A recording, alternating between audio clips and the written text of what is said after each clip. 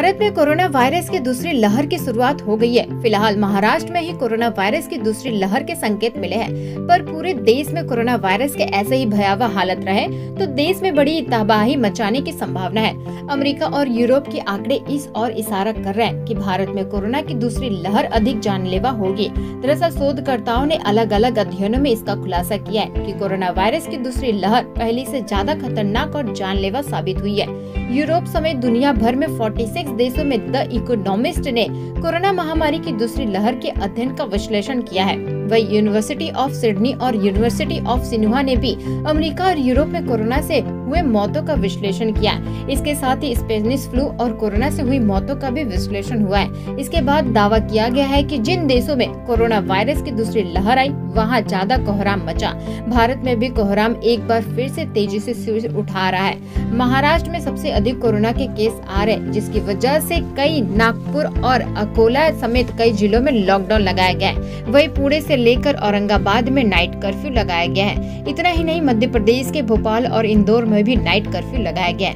Corona की रफ्तार को रोकने के लिए कुछ ऐसा लग रहा है कि भारत में एक बार फिर से पाबंदियों के दिन लौटने लगे हैं। अगर ऐसा हुआ तो काफी विकराल होगा, क्योंकि अमेरिका से लेकर यूरोप में कोरोना की दूसरी लहर ने सबसे अधिक तबाही मचाई थी।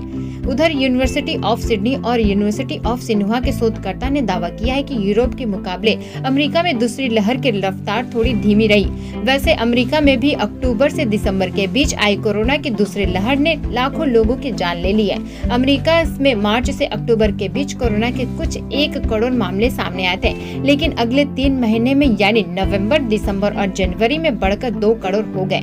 स्पेनिश फ्लू और कोरोना वायरस ने 100 साल के अंदर पर दुनिया के करोड़ों लोगों की जान ली है।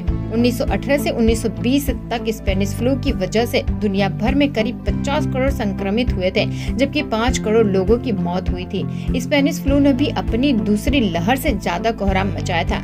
दुनिया के 46 देशों में हुए अध्ययन में बताया गया है कि कोरोना वायरस की दूसरी लहर से सबसे ज्यादा यूरोपीय देश प्रभावित हुआ था। Britain, France, Belgium, Italy, Netherlands, Spain और स्वीडन में कोरोना की दूसरी लहर ने ज्यादा तबाही मचाई। इन देशों में चिकित्सकीय व्यवस्था चरमरा गई। अस्पतालों में संक्रमितों की भर्ती के लिए जगह तक नहीं बची थी। दुनिया के 46 देशों में मार्च से लेकर मई तक 2020 तक पहली लहर ने 2.20 लाख लोगों की मौत हुई थी। वही अक्टूबर से दिसंबर के बीच इसी देशों में मरने वालों की संख्या में करीब 4 लाख लोगों का इजाफा हुआ। मतलब 6.20 लाख लोगों की मौत कोरोना की दूसरी लहर आने के बाद हुई।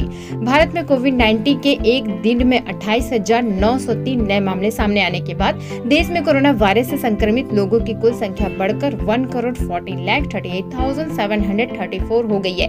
इस साल एक दिन में आए सबसे सामने यह सर्वाधिक मामला है।